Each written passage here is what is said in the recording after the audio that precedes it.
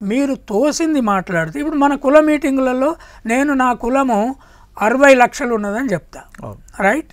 అది కాదు, Telangana caste survey total లెక్క తప్ప రైటా అనేది రేపు కేంద్ర ప్రభుత్వం సెన్సస్ కమిషనరు రిజిస్ట్రార్ ద్వారా జరిగే నంబర్తో పోల్చి మాత్రమే కరెక్టా కాదా చెప్పగలం, ఇంకో లెక్క లేదు.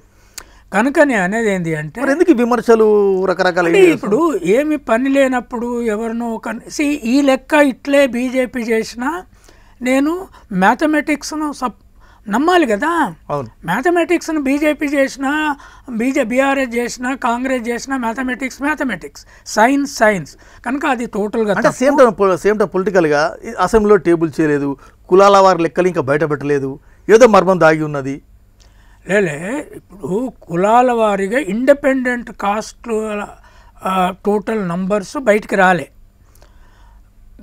ఇప్పుడు మేము చేసిన సర్వే రిపోర్ట్, మేము చేసిన స్టడీ అనాలిసిస్ రిపోర్ట్లలో కూడా ఎక్స్పర్ట్ గ్రూప్ చేసిన దాంట్లో అన్ని కులాల లెక్కలు తీసే 242 కులాల నిచ్చెనల వారీగా 43 రకాలుగా ఏ కులము ఎక్కడ అభివృద్ధిలో కూర్చొని ఉన్నది, వెనుకబాటుతనంలో ఎక్కడున్నదో లెక్కలు తీసి పెట్టాం.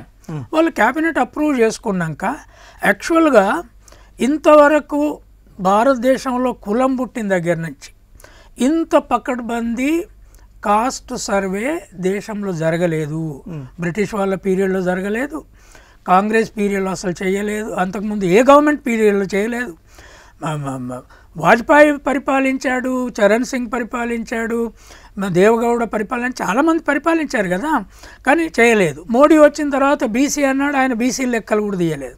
ఇప్పుడు ఒక లెక్క ఒక రాష్ట్రంలో ఖచ్చితంగా వచ్చింది. ఇది దేశానికి మోడల్ అవుతుంది. ఈ మోడల్ రేపు దేశం కూడా చేయిస్తుంది కనుక దాని తర్వాత లెక్కలు ఏ కులమైనా కంపేర్ చేసుకోవచ్చు.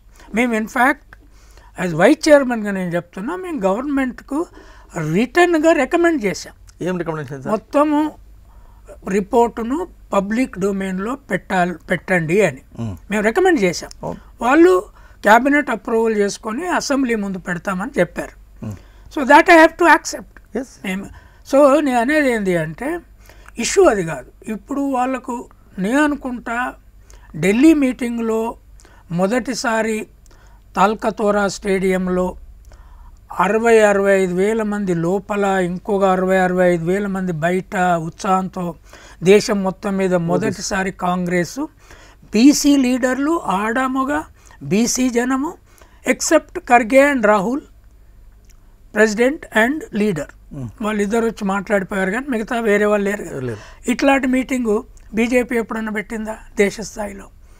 ఇంకా వేరే పార్టీ ఇప్పుడు అవుతాం సార్. ఆ నేషనల్ ఇష్యూ కూడా వద్దాము. అంటే తెలంగాణలో కులగణన పకడ్బందీ జరిగింది, ఆ సర్వేలో శాస్త్రీయత ఉంది, ఆ 100కి 100 రూపాయలు నిజం అది మనం అనుకుందాం.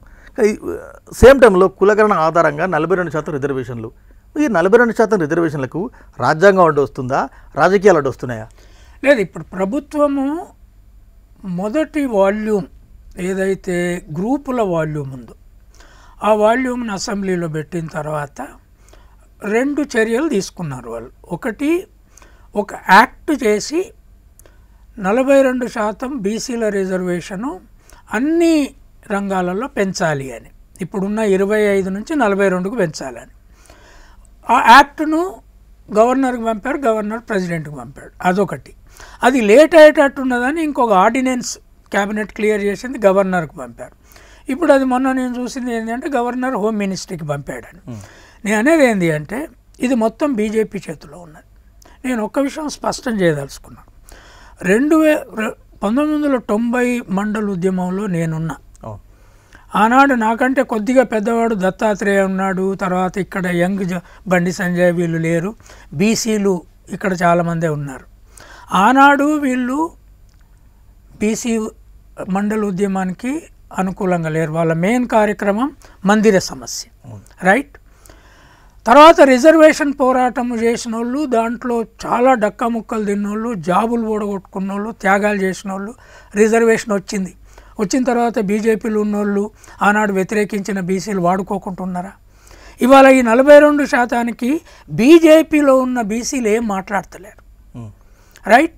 ఈ 42% రేపు మేము ఇచ్చిన రిపోర్టు లేకపోతే సర్వే లెక్క ఇదంతా కలిపి సుప్రీంకోర్టులో సాధ్యమవుతుంది, బయటకు వస్తుంది అనుకుందాం, లేదా 9th షెడ్యూల్లో పెట్టాల్సి వస్తుందా.